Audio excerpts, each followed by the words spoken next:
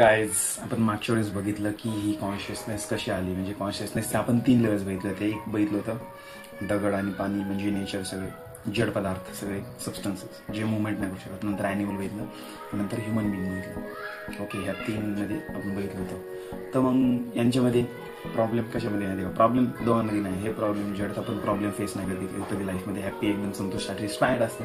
Animal सुद्धा एकदम त्यांना कधी डिप्रेशन, अँझायटी, स्ट्रेस कधीही होत नाही. ते पण जेन्युइनली सॅटिस्फाईड असतात त्यांच्या नेचरमध्ये. फक्त ह्युमन स्ट्रेसमध्ये असतो, अँझायटीमध्ये असतो. का? तर मी याचं रिझन आपण याच्यामध्ये फाईंड करणार आहे. मागच्या वेळेस मी ट्राय केलं होतं सॉल्व्ह करायचं, पण ते सॉल्व्ह नाही झालं मागच्या वेळेस. पण मेन पॉईंट मागच्या वेळेस एक्सप्रेस म्हणजे सांगायचं होतं की फक्त कॉन्शियसनेस म्हणजे काय, ती कशी तयार झाली आणि त्याचे 3 लेवल्स आहेत ते फक्त मला मागच्या वेळेस सांगायचं होतं. तर आजच्या लेवलमध्ये मी काय सांगणार माहिती का, की माणसाचे प्रॉब्लेम्सचे फंडामेंटल म्हणजे एकदाच सगळे प्रॉब्लेम सॉल्व्ह करायचे कॉन्शियसनेसच्या मदतीने. ओके, तर आपण इथं प्रॉब्लेम बघू. मी मागच्या वेळेस सांगितलं होतं की माणूस 2 मुवमेंट करतो. म्हणजे ॲनिमल कसं एक मुवमेंट करतो आणि दगड पाणी तर मुवमेंटच नाही करत. त्यांचं म्हणजे फ्लो चालू असतो, ते मुवमेंट नाही करत तसे हालचाल. तसे ॲनिमल्स हालचाल स्वतःहून करतात. त्यांची फक्त मेंटल हालचाल बिलकुल नाही. मेंटल मुवमेंट 0 असते. आणि ह्युमनची मेंटल मुवमेंट पण असते आणि फिजिकल मुवमेंट पण असते. ओके, बट ओके सो तर मग इथे एक्सप्लेन करायचं होतं की ह्युमन मुवमेंटमध्ये तर माणूस जास्त हात घालत म्हणजे कंट्रोल नाही करायचं बघत. बट जे mentally thoughts, emotions, feelings, desires जे येतात ना, तिथे माणूस काय करतो म्हणजे तिथे कंट्रोल करायचं होतं. त्या मुवमेंटला कंट्रोल करायचं ट्राय करतो. ते खूप चुकीचं. ते चुकीचं खूप. तिथं काय होतं, आपण तिथून आपल्याला उलट फ्रीडम पाहिजे असतं. म्हणजे कॉन्शियसनेसचं नेचर काय माहिती का, फ्रीडम. जर म्हणायचं झालं तर कॉन्शियसनेसला फक्त फ्रीडम आवडत असते. बट आपण काय केलं, तिला कॉन्शियसनेसला इन्व्हॉल्व्ह केलंय मटेरियल ॲक्टिव्हिटीजमध्ये. म्हणजे ही मेंटल ॲक्टिव्हिटी म्हणजे खूप मटेरियल ॲक्टिव्हिटी, राईट. मग हे माझं झालं माइंड आणि हे झाली बॉडी. ओके, बॉडी आणि माइंड त्यांचे स्वतःचे मुवमेंट्स आहेत, त्यांचे स्वतःचे प्रवाह आहेत, त्यांचा स्वतःचे एक फ्लो आहे. आणि जसं बाहेर लाईफचा पण फ्लो आहे, म्हणजे जसा सूर्य उगवत असतो, पाऊस पडत असतो, वारं वाहत असतं, तसंच माइंड पण चालत असतो. माइंडचे पण थॉट्स येतात, फिलिंग्स येतात आणि बॉडीला पण हातपाय आहेत. तर आपण हातपायामध्ये एवढा प्रॉब्लेम नव्हतो, पण मेंटली कसं काय प्रॉब्लेम होतो, कारण की आपल्याला असं वाटतं की आपण कंट्रोल करतो. म्हणजे असं वाटतं की आपण कंट्रोल करतो त्या थॉट्सला, फिलिंग्सला, इमोशन्सला. म्हणजे असं वाटतं की आपल्यामुळे आले ते थॉट्स, इमोशन्सचं रिझन मी आहे असं आपल्याला वाटतं. आपल्यामुळे आले. नो, नाही. जसं पावसाचं रिझन तुम्ही नाही, जसं वारं वाहायचं रिझन तुम्ही नाही, तसंच तुमच्या आतमध्ये जे थॉट्स येतात, जे फिलिंग्स येतात, त्याचं रिझन तुम्ही नाही. जे डिझायर येतं तुमच्या आतमध्ये त्याचं रिझन तुम्ही नाही.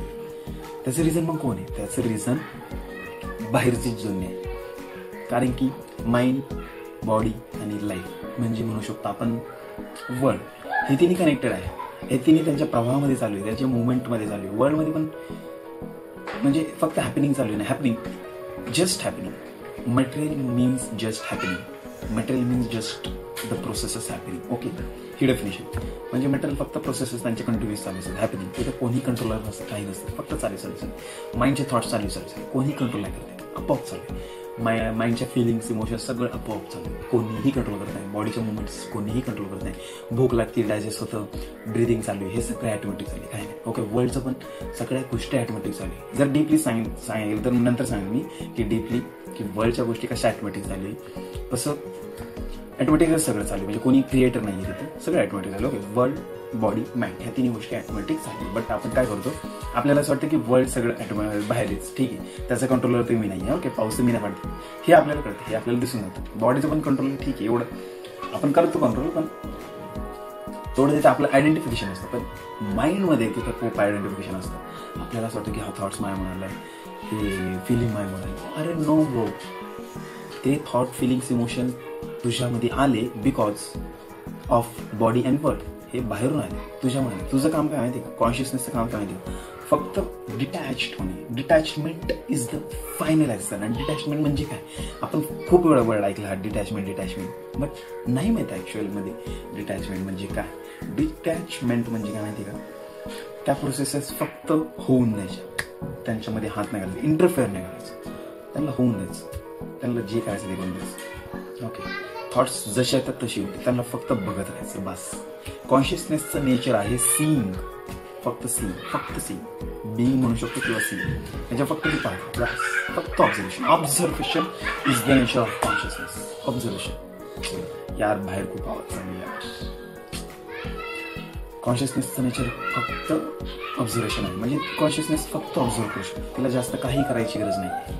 मग माइंड जसं चालू आहे, बॉडी जसं चालू आहे, वर्ल्ड जसं चालू आहे, त्याला काही करायचं नाही, त्याला फक्त ऑब्झर्वेशन करायचं. आणि याच्यामध्ये चेंजेस भरपूर होऊन जातात, ॲटोमॅटिक होऊन जातात. तुम्हाला त्याच्यामध्ये काही करायची गरज नाही. असं नाही की तुम्ही थॉट्सला चेंज करायचे, तुम्ही त्या फिलिंग्सला चेंज करायचं, असं काही नाही. तसं नाही करायचं. आपल्याला इथे डिटॅचमेंट आणायचं. डिटॅचमेंट म्हणजे समजा की म्हणजे अंडरस्टँड दिस की हा माइंड तुम्ही नाही कंट्रोल करत. हा माइंड कंट्रोल आहे बॉडी आणि वर्ल्डमध्ये. बाहेरची जी वर्ल्ड म्हणजे काय, लोक आहे भरपूर, तुमच्या पॅरेंट्स आहेत, फ्रेंड्स आहेत, फॅमिली आहे. नंतर मार्केटिंगची दुनिया आहे, इंडस्ट्रीज आहे भरपूर, बॉलिवूड इंडस्ट्री आहे, भरपूर इंडस्ट्री आहे जी तुम्हाला इन्फ्लुअन्स करत राहते. बरोबर. Marketing industry, social media, people, friends, असे सगळे याला म्हणतो मी वर्ल्ड. त्यांच्यामुळे तुमचे थॉट्स तयार होतात, आणि तुमच्या बॉडीमध्ये पण तुमचे थॉट्स तयार होतात. म्हणजे तुमच्या बॉडीमध्ये एखादं केमिकल कमी असेल तर तुमचा मूड वेगळा असतो, तुमचे थॉट्स वेगळे असतात. तुमच्या बॉडीचं केमिकल कधी कोणतं जास्त असेल तर तुमचे थॉट्स बदलून जातात, इन्स्टंटली इमोशन्स बदलून जातात. कळलं का? म्हणजे हे सगळे माइंडमध्ये जे सगळं हे सगळं होतं हॅपनिंग, ते सगळं बॉडी आणि वर्ल्डमुळे होते. कळलं का? म्हणजे जेव्हा तुम्ही समजता की अरे हे इथं मी काय करत नाही, हे माझ्यामुळे होतच नाही, ते सगळं तर बाहेरून होत आहे, हे सगळे जे थॉट्स मी विचार करतो ते मी विचार नाही करत, ते सगळे बाहेरून येतात, तेव्हा मग तुम्हाला पीस थोडा महसूस करू शकता तुम्ही. म्हणजे महसूस होतो, फील होतो तिथे की wow, what's life, I have to just observe दिस,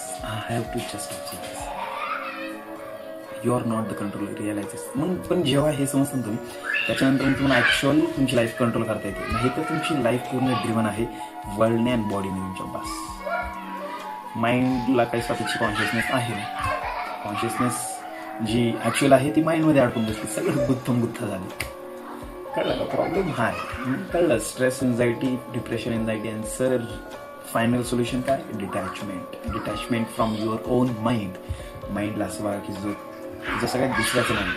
बघा कधी पण असं कसं होतं, आपण जेव्हा फ्रेंडला सोल्युशन द्यायचं असतं तेव्हा आपण इझिली सोल्युशन देऊन टाकतो. आपल्याला काय एवढं वाटत नाही, म्हणजे काय हो त्याचं काय चांगलं हो असं काय वाटत नाही. म्हणजे आपली कोणती इच्छाच नसते की असं खूपच बोलवायला पाहिजे, असं खूपच वाईट व्हायला पाहिजे, असं काहीच इच्छा नसते. आपण जशी हेल्प प्लॅन कसं करतो आणि कोणते एक्सपेक्टेशन नाही ठेवत फ्रेंड्समध्ये तरी जास्त, पण आपण स्वतःशी खूप एक्सपेक्टेशन ठेवतो. मग इथं प्रॉब्लेम येतो ना, आपण स्वतःला आपलं मानले. नो, तुम्ही स्वतःला पण एका फ्रेंडसारखं बघा. मग तुम्ही तिथे डिटॅच होऊन बघता, याला असं काय करायचं लाईफमध्ये, असं चालली हसायचं बघतं. याची लाईफ अशी चालली, याची लाईफ असं चालली. इंटरेस्ट, हेच तर लाईफ, म्हणजे हेच तर कॉमेडी भाई, हीच तर कॉमेडी. अजून कोणती रिअल कॉमेडी? हीच कॉमेडी. लाईफमध्ये काय काय होतं याची, त्याला कसं हे केलं जाते, कसं याच्यासोबत होते, काय होतंय, किती कॉमेडी भाई, किती कॉमेडी. ही कॉमेडी बस फक्त ऑब्झर्व करत राहायचं.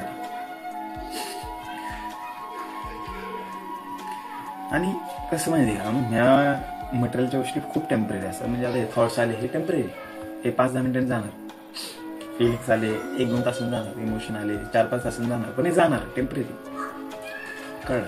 त्यामुळे याला सिरियसली काय घ्यायचं? ह्या माइंडच्या प्रोसेसेस, ह्या बॉडीच्या प्रोसेसेस, वर्ल्डच्या प्रोसेसेस, ह्या सगळ्या प्रोसेसेस ऑटोमॅटिक चालू आहे आणि त्या टेम्पररी आहेत. अशा चालू असतात. फक्त कॉन्शियसनेसला असं ऑब्झर्व करायचं. कळलं? कॉन्शियसनेस कळलं? हे कॉन्शियसनेस वर्सेस मटेरियल हे आहे. मटेरियलमध्ये काय केलं? आपला माइंड येतो, आपली बॉडी ती, नंतर समोरचं जे पण दिसतं वर्ल्ड, ते सगळं वर्ल्ड म्हणजे मटेरियलमध्ये येतं. म्हणजे जे नेचर दिसतात, जे लोक दिसतात, ज्या गाड्या दिसतात, जे कम्प्युटर दिसतात, जे मोबाईल दिसतात, कपडे, सगळं ते मटेरियलमध्ये येतं. कळलं? ह्या 3 गोष्टी. कळलं? आता हाच प्रॉब्लेम होता. म्हणजे हेच प्रॉब्लेम आपण अटॅचमेंट प्रॉब्लेम म्हणू शकतो. आपण अटॅच होऊन जातो आपल्या थॉट्सला, इमोशन्सला, फिलिंग्सला, ते प्रॉब्लेम होतो. आणि मग अटॅचमेंट नंतर काय येतं? होप्स येतात, एक्सपेक्टेशन येतात, डिझायर्स येतात. अटॅचमेंटमुळे आपल्याला असं वाटतं की ती वस्तू आपलीच आहे. मोह, असं वाटतं की ती वस्तू आपलीच आहे. नो, माहिती का, लाईफची सफरिंग म्हणजे जे सफरिंग असते ना लाईफमध्ये, ते एका मिनिटात घालवू शकतो जर तुम्हाला समजलं की ही बॉडी, हे माइंड तुमचं नाही, हे वर्ल्डचं आहे, ही वर्ल्डची प्रॉपर्टी. वर्ल्ड म्हणजे काय? मटेरियलची प्रॉपर्टी. मटेरियल म्हणजे काय? 118 एलिमेंट्स, ते म्हणजे पण तेच, त्याची प्रॉपर्टी. पण तुम्ही समजलं की ही माझी प्रॉपर्टी. कळलं? हे माझा माइंड, हा स्वतःचा माइंड आहे. No bro, your mind is totally influenced from your surrounding, your environment, everything you saw from your birth till now, everything is your content of your mind. कळलं? मग तो तुझा माइंड नाही, हे सगळं जे पण तुझे विचार आहेत, जे पण तुझ्या भावना, ते सगळ्या बाहेरून आले. एक आणि एक भावना ती सगळी बाहेरून आली. एक आणि एक तुझी इच्छा, जे पण आपण म्हणतो ही माझी इच्छा आहे, मला असं बनायचं, मला तसं करायचं, हे सगळ्या इच्छा बाहेरून आलेल्या असतात. एकही इच्छा स्वतःची नसते, एकही जेन्युइन नसते, त्या सगळ्या बाहेरून आलेल्या असतात. ह्यालाच ह्या अनकॉन्शियसनेसला तोडायचं आणि आपल्याला अवेअर बनायचं. अवेअर इन्सान, कळलं का? अवेअर पर्सन बनायचं, त्याला म्हणतात ट्रू लॉ. कळलं? स्वतःशी सेल्फ लॉ याला म्हणतात की अनकॉन्शियसनेसला तोडायचं. ह्या बॉडी माइंडच्या कंडिशनिंगला तोडून मला अवेअरनेसमध्ये जायचं, अवेअरनेसच्या फील्डमध्ये जायचं, कॉन्शियसनेस अवेअरनेसच्या फील्डमध्ये जायचं. अवेअरनेस म्हणजे काय? पॉवर. कॉन्शियसनेस म्हणजे काय? इलेक्ट्रिसिटी, जी येते ती.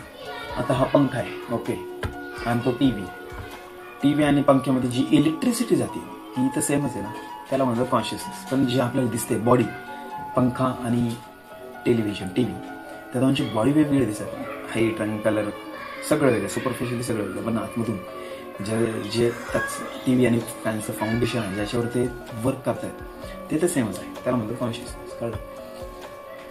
कॉन्शियसनेस. अवेअरनेस पण म्हणतात.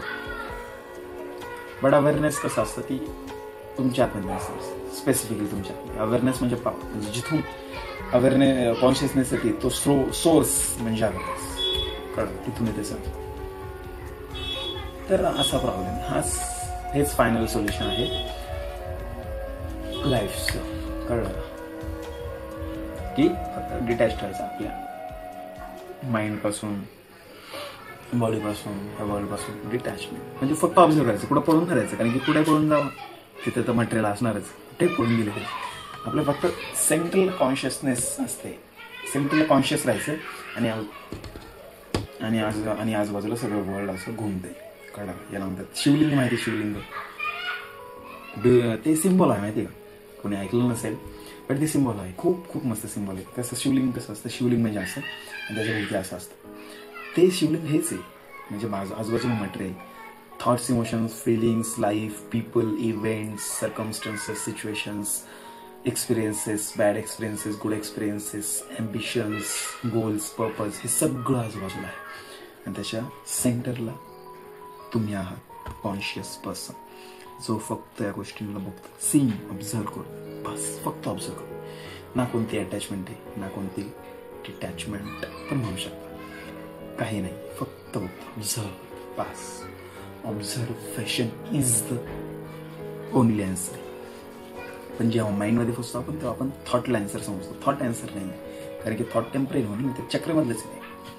फिलिंग पण आन्सर नाही, ते चक्रीमधलंच आहे. Observation answer. ऑब्झर्वेशन कसं, ते अनइन्फ्लुएन्स्ड असतं थॉट्स, फिलिंग्स आणि बाकीचे इन्फ्लुएन्सेस पासून. कळलं? त्यामुळे observation is the answer, consciousness हे आन्सर. ओके, तर मी का म्हणते, मी अपेक्षा करतो की तुम्हाला हा व्हिडिओ समजला असेल आणि याच्यामध्ये जे पण मी पॉईंट्स मांडले ते तुम्हाला कळाले असेल. जर नसेल काय कळालं तर कमेंटमध्ये टाका. जे पण मी पॉईंट्स डिस्कस केले होते ते सायंटिफिकली प्रूव्ह आहे. You can search on ChatGPT, internet, anywhere. So या, दॅट्स ऑल अबाउट. हेच होतं the story of consciousness versus material, किंवा असं पण म्हणू शकता की द मॅजिक ऑफ कॉन्शियसनेस, किंवा असं म्हणू शकता you are not world, you are not body, you are not mind, you are pure consciousness. आणि हां, जेव्हा तुम्ही माइंडपासून डिटॅच होता ना, तेव्हा तुम्ही इन्फायनाईट कॉन्शियसनेस बनता. जे मागच्या वेळेस मी सांगितलं की ते होतं की इन्फायनाईट कॉन्शियसनेस आहे, त्याच्यामध्ये मल्टिपल बॉडीज आहेत, ते तसं होऊन जातं. कळलं? मल्टिपल कॉन्शियसनेस, ते इन्फायनाईट कॉन्शियसनेस. ट्रू नेचर तेच आहे ना. त्यामुळे आपल्याला फायनाईट नाही पाहिजे, आपल्याला मुनी पाहिजे, फायनाईट नाही पाहिजे, आपल्याला 10 लाख नाही पाहिजे. फायनाईट आहे ना, 10 लाख पण फायनाईट आहे. आपल्याला 1 करोड पण नाही पाहिजे, आपल्याला 10 करोड पण नाही पाहिजे, आपल्याला 100 करोड पण नाही पाहिजे, 10,000 करोड पण नाही पाहिजे. कारण की तुम्ही बघा, जे लोकांनी अचीव केलं जे तितके पैसे, ते सॅटिस्फाईड झाले नाही, कारण की त्यांना इन्फायनाईट गोष्ट पाहिजे. ते डीप वरील इन्फायनाईटची डिझायर करतात, पण त्यांना ॲक्च्युअलमध्ये माहीत नाही फक्त की इन्फायनाईट म्हणजे काय असतं.